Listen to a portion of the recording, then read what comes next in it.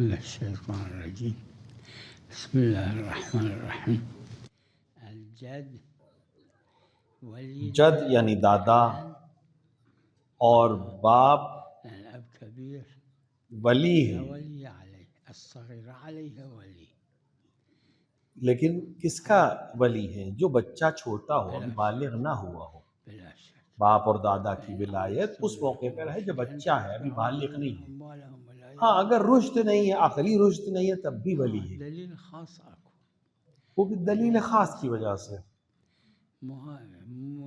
هذا واحد وأما ثاني الإشكال الثاني اور دوسرا مسئلہ الصغير وليه دوسرا اشکال وارد نہیں ہے والجد کہ جو بچے کا ولی جو ہے وہ جد ہے یا باپ ہے، وہ تمام چیزوں میں ولی ہے، كل شيء صرف نکاح میں نہیں ہے، صرف عقد میں نہیں ہے، ہر طرح کے معاملات میں یہی ولی رہے گا جب تک یہ بالغ نہ ہو جائے۔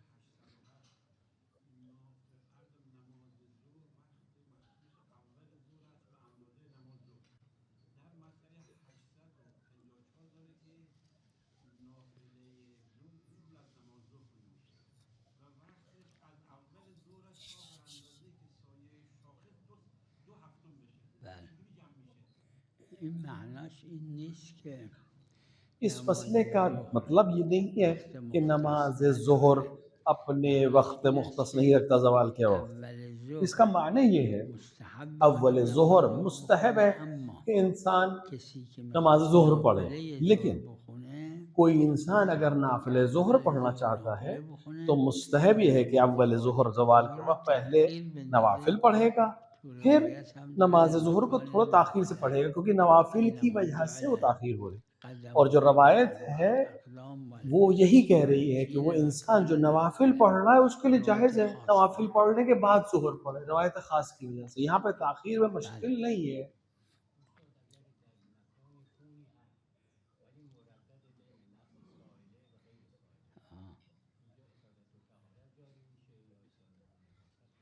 چرا اصالت الطهارة جاری نشه کیوں یہاں پہ اصالت الطہارت جاری نہیں ہوگا؟ اصالت الطہارہ ہمیشہ جاری ہے، در ہر جگہ پر۔ شک در نجاست و شک جب بھی نجاست اور طہارت میں ہوگا، اصل طہارت ہے، خون باشه که چاہے خون کے مسئلے میں ہو کہ یہ پاک ہوا یا نہیں، چاہے پانی ہو، اصل طہارت ہے۔ ہاں نه شبه موضوعی است یہ شبہ موضوعی ہے۔ در باب شبہات موضوعی میں طہارت و نجاست میں نکاح ہمیشہ طہارت کا اصل جاری ہو۔ و اصل عدم جاری دوسرا نکاح وغیرہ میں مسائل میں فحص یعنی اس کی ضرورت نہیں ہے، تحقیق کی ضرورت نہیں ہے۔ که این زن شوهر داشته باشه یا مثلا شادی بیاہ میں کہ اگر خاتون کہہ رہی ہے کہ میں پاک ہوں تو ہم اصل پاک ہے، اصل اگر وہ کہہ رہی ہے میں غیر شادی شدہ ہوں تو اصل یہ کہ وہ غیر شادی شدہ ہے، اسی بات پر ہم اصل رکھیں گے۔ ای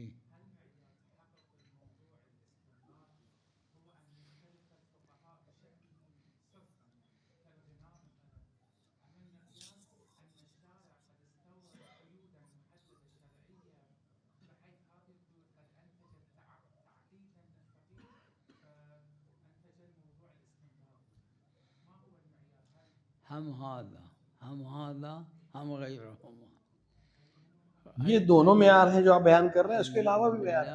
انه لم ہر يكن چیز الموضوع معیار یہ ہے کہ موضوع ہو، صرفا مثل موضوع خاص ہو، جیسے پانی اور اس طرح کی چیزیں۔ موضوع جو خالی موضوع ہے اس پہ استنباط کی ضرورت نہیں رہ جاتی۔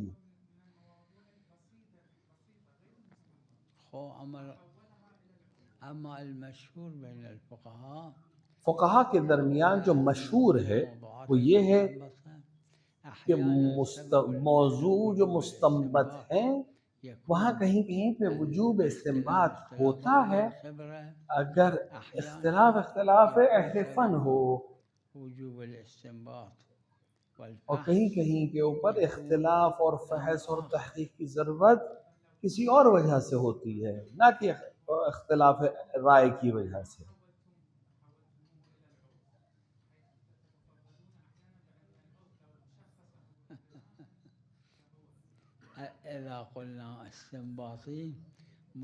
اگر ہم کہیں کہ یہ بات استنباطی ہے یا موضوع استنباطی ہے تو اس کا یہ مطلب نہیں ہے کہ ہم عرف کی طرف رجوع نہیں کریں گے. البتہ شیخ انصاری تو اصل کو قبول ہی نہیں کرتے. وہ تو ہم اس طرح استنباط کرتے ہیں کہ یہ عرف طے کریں گے. استنباط پہنچ جائے گا ہمیں اس بات پر اس موضوع میں کہ عرف اس کو انجام دے گا یا عرف طے کرے گا. ہاں لیکن اگر کوئی لیکن موضوع خاص ہے تو غنا جیسے موضوع خاص ہے اس میں جو فن کا ماہر ہو غنا اور موسیقی کا وہ بتا پائے گا کہ یہ غنا ہے کہ نہیں. یہاں پہ عرف عام نہیں بتاتے. عرف خاص اہل فن اس چیز کے جیسے غنا جیسے خمر شراب کون بتائے گا کہ شراب ہے؟ جو اس کا فن کا ماہر ہو وہ بتا پائے گا کہ یہ شراب ہے یا نہیں ہے. کیونکہ عام لوگ اس چیز کو مشخص نہیں کر پائیں گے کہ یہ شراب ہے یا نہیں ہے. لا البسيطة تحول إلى العرف العام. الفرق هذا فرق یہاں پہ یہ بسیط جو ہے اس میں عرف عام کافی ہے لیکن جو مستنبت ہوگا استنباطی ہوگا موضوع وہاں عرف خاص کی ضرورت ہو. مثلا ڈاکٹر کہے کہ فلاں ٹیبلٹ کو پانی کے ساتھ پینا یا کھانا تو اب پانی معلوم ہے کیا ہے.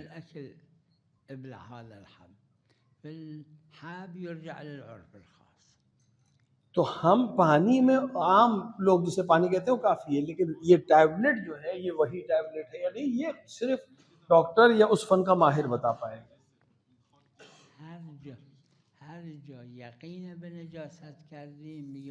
دیکھیے جہاں پہ آپ کو یقین ہو جائے کہ نجس ہے تو پھر بات ختم ہے وہ نجس ہے. لیکن جہاں پر آپ کو شک ہے اور علم اجمالی بھی نہیں ہے تو اس چیز میں شک کی وجہ سے وہ طاہر مانی جائے گی.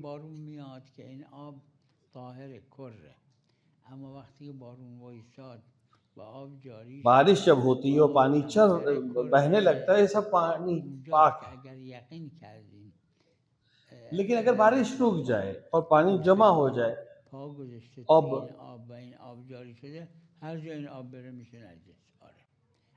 اب اگر یہ کر سے کم ہے اور ہمیں یقین ہو جائے کہ ایک نجس حیوان نے اس پہ پیر رکھا ہوا ہے یہ سارا پانی جہاں جہاں تک جا رہا ہے وہ نجس ہوگا لیکن یہ وہ اس وقت لیکن علم ہونا چاہیے. بارش جب تک ہو رہی ہے تب تک وہ جاری کے حکم میں اور اگر رک جائے اور وہ جگہ جہاں پانی جمع ہے وہ کر سے زیادہ ہو تب بھی پاک ہے. صرف کر سے کم میں یہ مسئلہ جو بیان کیا گیا.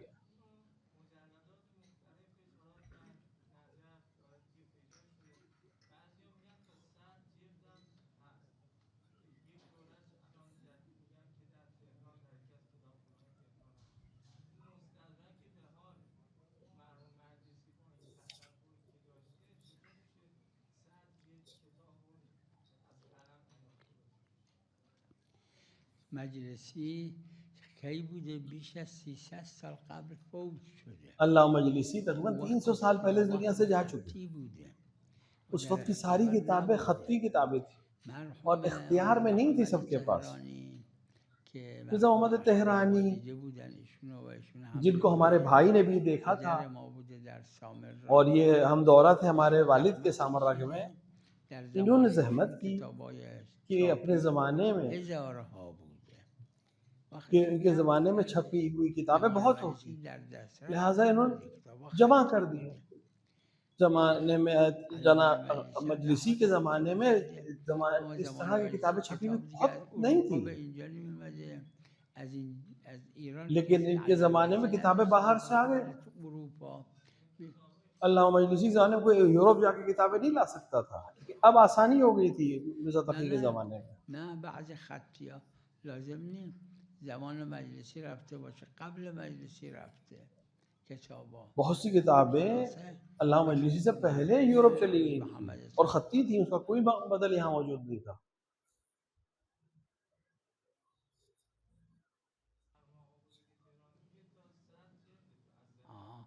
آشقا بزرگ تهرانی هم خیلی مدتی سامر را بوده و آمرزا محمد آپ بزرگ تہرانی ایک زمانے میں سامرا میں تھے اور ہمارے والد نے بھی دیکھا تھا میں نے ان کے بیٹوں کو دیکھا ہے اما خود آمرزا محمد تهرانی ندیده بودم مرزا محمد تہرانی کو میں نے نہیں دیکھا البتہ بھائی نے ان کو دیکھا ہے اور ہمارے والد کے ہم عصر تھے وہ سامرا میں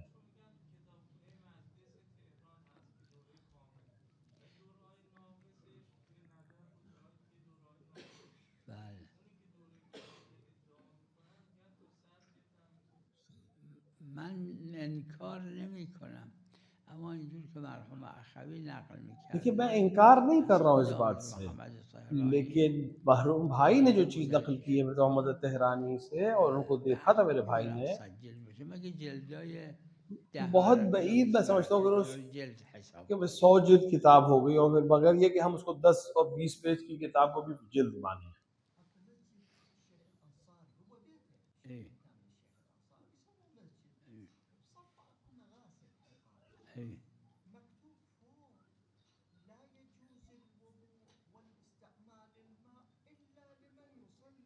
في هذا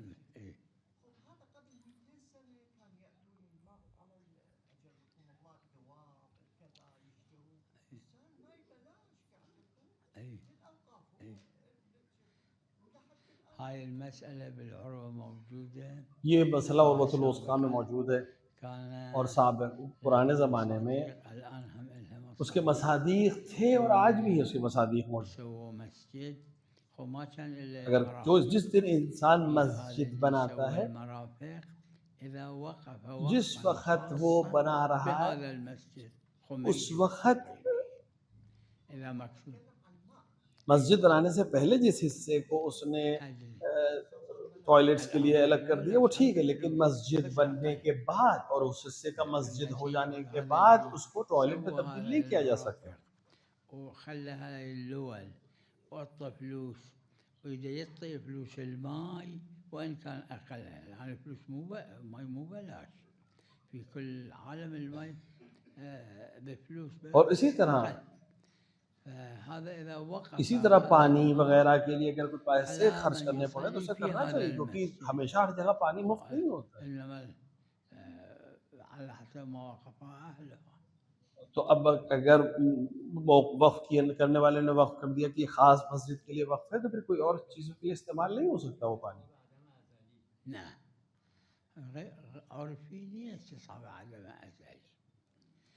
استصحاب ہے عدم ازلی عرفی نہیں ہے مشہور نے بھی اس کو قبول نہیں کیا لا تنقض اليقين بالشك بعرف لا تنقض اليقين بالشك یہ عرف سے کہا گیا اور عدم ازلی اس کا مستاق نہیں ہے لہٰذا یہاں پر جاری بھی نہیں ہوگا لا عدم النعت يستصغر أيضا لا عدم النعت لا عدم النعت حجة عدم الأزل مو حجة عدم نعتی ایک الگ بحث ہے عدم ازلی ایک الگ بحث ہے عدم نعتی حجت ہے عدم ازلی حجت نہیں ہے نادر فقہا قائل ہیں لیکن اکثر علماء نے اس چیز کی طرف رجوع نہیں کیا ہے اللي مو ملتفت إلى هذا المآل أيضا يجري عدم القرشية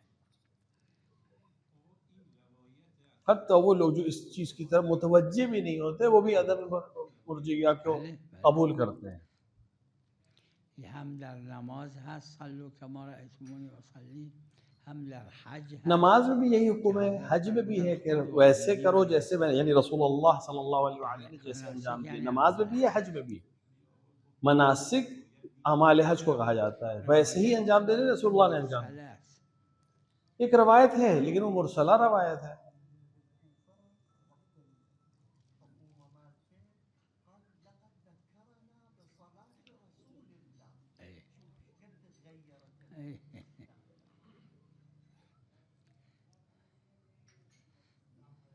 سلام علیکم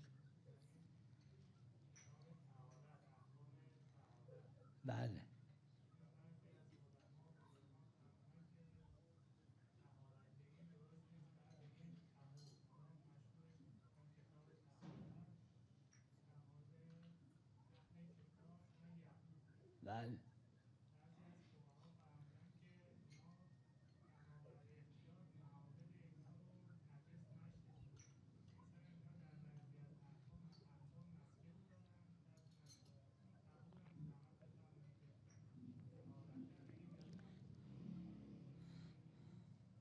طهور این فعوله، طہور فعول کے وزن پہ ہے، همون به معنای طهارته، یہ طہارت کے ہی معنی میں ہے، اصطلاح فرق میکنه. صرف اصطلاح میں فرق ہے، طهارت و طهور ورنہ طہارت اور طہور میں فرق نہیں ہے کوئی معنی کے لحاظ سے. یکیش اسم فعله، ایک اسم فعل ہے اور ایک مصدر ہے. مصدر طہارت مصدر ہے، طہور اسم فعل ہے عربی لغت کے لحاظ سے، ورنہ معنی ایک ہی ہے. در طهارت طہور مبالغہ ہے طہارت میں، اور طہارت مطلب طہارت.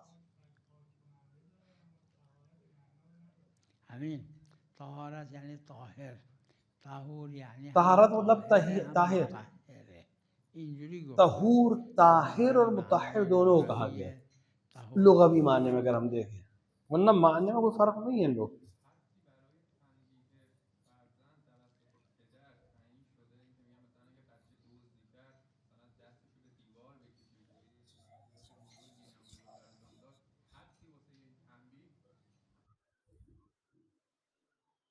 یکی از اصحاب اومد خدمت حضرت صادق علیہ ایک السلام، صحابی امام صادق علیہ السلام کے پاس آیا کہ میرا ایک بچہ ہے وہ بہت پریشان کرتا ہے، بہت شرارت کرتا ہے، شیطونی میکنه من میزنمش، یہ بہت پریشان کرتا ہے اور میں اس کو مارتا ہوں.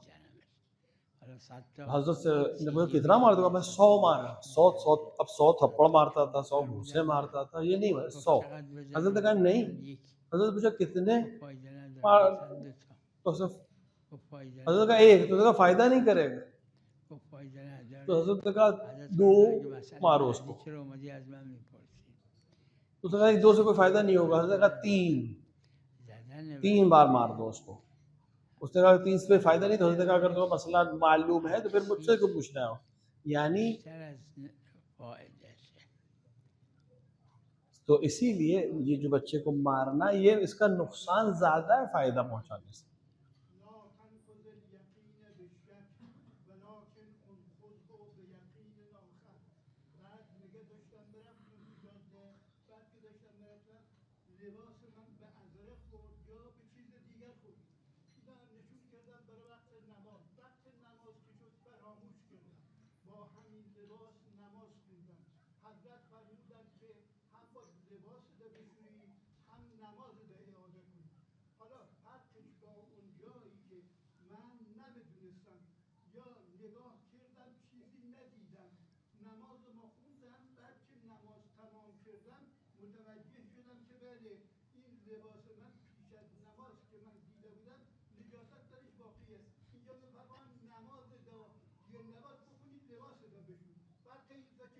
فرقش روایت گفته. فرق اس کی روایت ہے. ایک روایت نے کہا ہے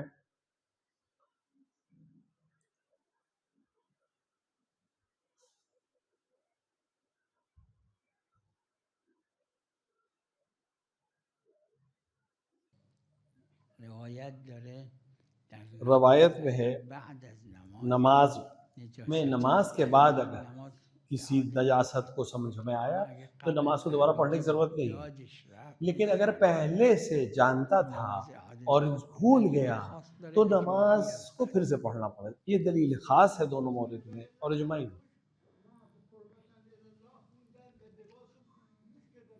همین یکیش جهل یکیش نسیان. نہیں، ایک جہل ہے ایک نسیان ہے، دونوں میں فرق ہے. ایک جگہ علم نہیں ہے، ایک جگہ بھول جانا ہے.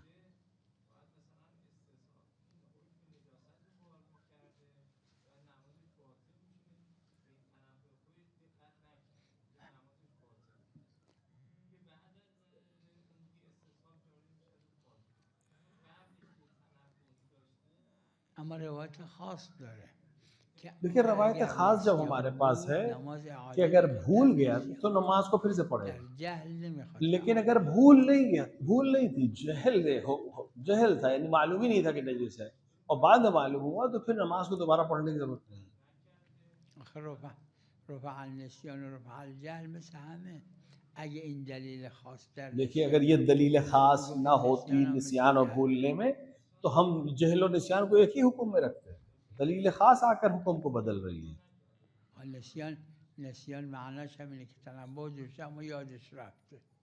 نسیان کا یہی مطلب ہے، بھول کا یہی مطلب ہے، معلوم تھا بھول گیا۔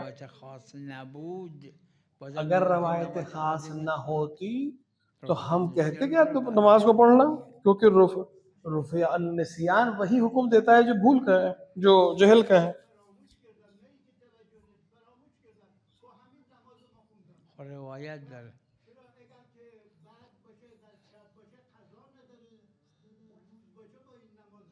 روایت خاص داره کیونکہ روایت خاص ہے کہ اگر کہ لباس یا بدن متنجس تھا کسی نجاست سے جو معاف نہیں ہے نماز، اور بعد بھول گیا فراموش کر گیا، نماز پڑھنے کے بعد یاد ہے کہ جانتا تھا کہ نماز میں نجس ہے تو اس کی نماز پھر سے پڑھنی، کیونکہ دلیل خاص ہے ہمارے ورنہ رفع النسیان رفع جہل جو ہے وہ آگے اس حکم کو شامل کر لیتا ہے، لیکن چونکہ روایت خاص کہہ رہی لہٰذا پھر سے پڑھنی پڑے گی۔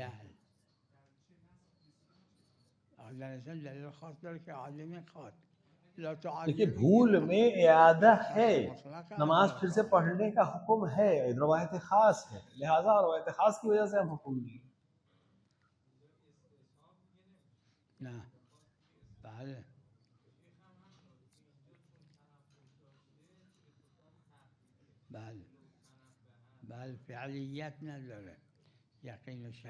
یہاں پر یقین اور شک کا مسئلہ ہی نہیں ہے، یہاں پر استصحاب کی جگہ ہی نہیں ہے، یہاں حکم موجود ہے پہلے سے۔ لا من اللیل ولا من النهار پھر روایات میں ہے کہ یہ وقت جو ہے جو بین الطلوعین ہے یہ جنت کے دنوں میں وقت میں سے، نہ یہ رات ہے نہ یہ دن۔ عرف کے نزدیک ہاں یہ رات کا حصہ ہے، لیکن شریعت میں نہ رات ہے نہ دن ہے، نہ احکام لیل رات کے نہ احکام اس پہ جاری ہوں گے نہ دن کے احکام۔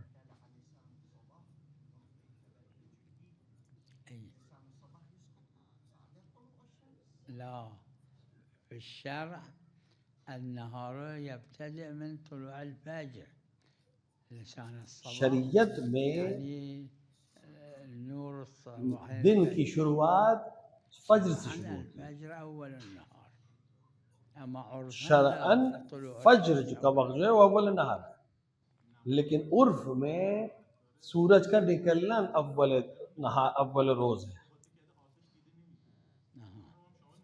اگه آتش دیده نمیشه چون فعلیت شرطه نه اشکال نداره معلوم دیکھیں فعلیت شرط ہے، اگر وہ دکھ نہیں رہی ہے آگ کے سامنے پڑھنا مکروہ، تو اگر آگ دکھ نہیں رہی ہے اور وہ چھپی ہوئی ہے آگ تو پھر وہاں پر وہ حکم ختم ہو جاتا ہے کراہت کا نماز کے۔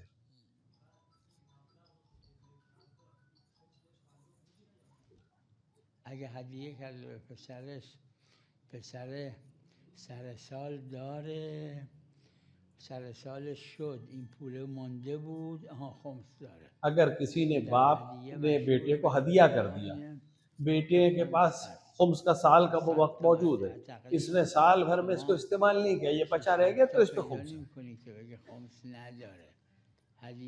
اور اس سلسلے میں تقریباً تمام فقہا شاید 100 میں 4-5 آپ کو ملیں گے جو نہ قائل ہوں۔ ہاں اگر باپ نے ہدیہ دیا ہے اور اس لڑکے کا کوئی سر سال نہیں ہے، یعنی خمس دینے کا وقت معین نہیں ہے، تو پھر جیسی ہدیہ ملا ویسے ہی اس کو خمس دینا پڑے گا۔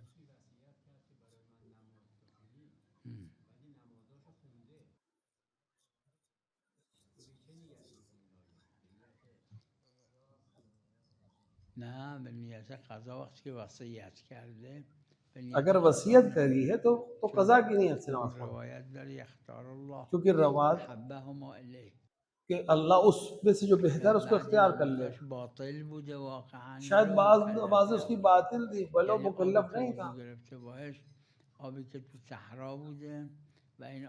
مثلا جس پانی سے وضو کیا تھا وہ شاید متنجس تھا، ایک حیوان نجس نے اس کو پیا تھا، اب مجھے نہیں معلوم، اس نے وصیت کر دی، اس کی وضو باطل، اس کی نماز بھی باطل ہے، ہاں تکلیف شرعی نہیں ہے تو یہ نماز اس کی جگہ پہ ہو جائے گی۔ یہ روایت خاص ہے کہ اس طرح کی نماز پڑھنے میں کوئی حرج نہیں ہے۔ بله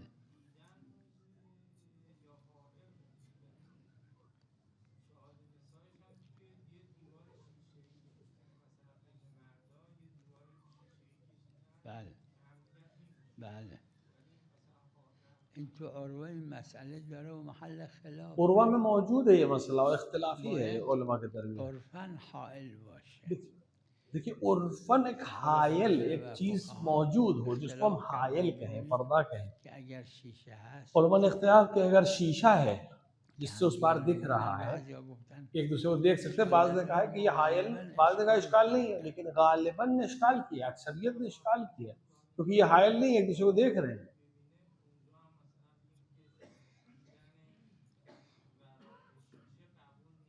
همه غالباً اشکال کردن. میں وہی عرض کر رہا ہوں اکثریت علماء نے اشکال کیا ہے. بعض نے کہا ہے کہ اشکال نہیں ہے اس طرح کی شیشے کی دیوار میں آئینہ جس سے دکھ رہا ہے ادھر ادھر، کیونکہ روایت میں ظاہر یہ کہ حائل لفظ ہے. تو اگر بہت شیشہ نازک شیشہ ہے جس سے ادھر ادھر دکھ رہا ہے تو شک آ جاتا ہے کہ یہ واقعاً حائل ہے کہ نہیں ہے. تو لہٰذا شک ہو رہا ہے کہ یہ صحیح، تو علمی طور پہ اشکال نہیں ہے، لیکن احتیاط کر دی ہے علماء نے یا فتویٰ اس طرح سے کیا کہ اشکال ہے کہ اس شیشے کی دیوار کو ہم حائل مانیں نماز میں، لہٰذا علماء عام طور سے اس کو منع کرتے ہیں.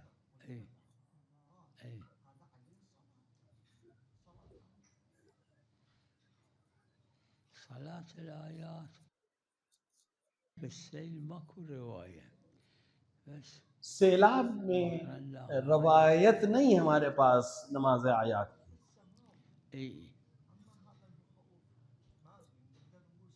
لا مو سماوی، هذا منصرف المخوف السماوی یعنی مخوف السوامی یعنی آسمانی چیزیں جن سے ڈر لگتا ہے وہ میں سیلاب نہیں آتا ہے. سماوی سے مراد آوازیں ہیں یا کالی آندھی ہے، سیاہ آندھی ہے، لال آندھی ہے، کبھی سرخ آندھیاں چلتی ہیں جس سے لوگ ڈر جاتے ہیں، وہ آیات ہیں.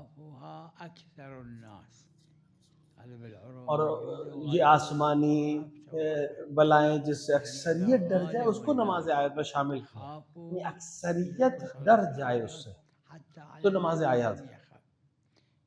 حتیٰ ان لوگوں کے لیے بھی جو نہیں ڈرے، اگر اکثریت ڈر گئی تو پھر سب کے لیے نماز ہے، اور اگر اکثریت نہیں ڈری تو پھر کسی کے لیے نماز نہیں، حتیٰ ان لوگوں کے لیے بھی نہیں جو ڈر گئے تھے.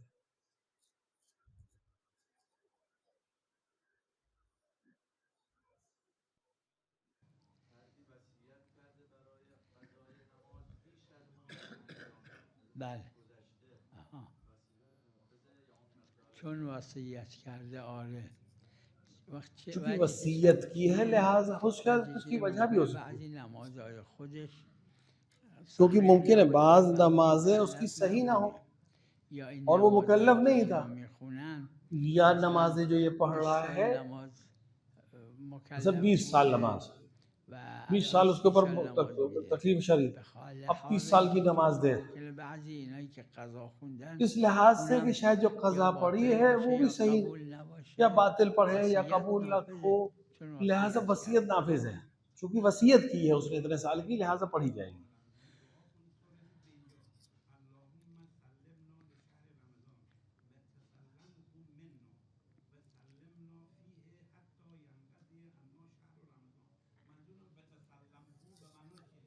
یعنی جب رمضان کا مہینہ، خدایا دعا کر رہے ہیں جب تمام ہو جائے مہینہ، یہ رمضان کا مہینہ تیری قبولیت کا سبب بنا ہو. اس طرح نہ ہو کہ مہینہ تمام ہو جائے، مہینہ رمضان کا مبارک مہینہ، اور مجھ سے میری توبہ قبول نہ ہو اور میری عبادت قبول نہ ہو. کیونکہ ممکن ہے انسان نے مفترات انجام نہ دیے ہیں لیکن وہ تو قبول نہ ہو. جیسے روایت میں کسی نے غیبت کی حالت روزے میں، تو یہ روزہ نہیں ہے، ہم سے قبول کر لے، یعنی ہم سے اس طرح سے ماہ مبارک رمضان کو ہم سے واپس لے کہ ہم سے رضا لے لی ہو، قبول کر لیا ہمارے اعمال کو تو نے. وصلی اللہ علی محمد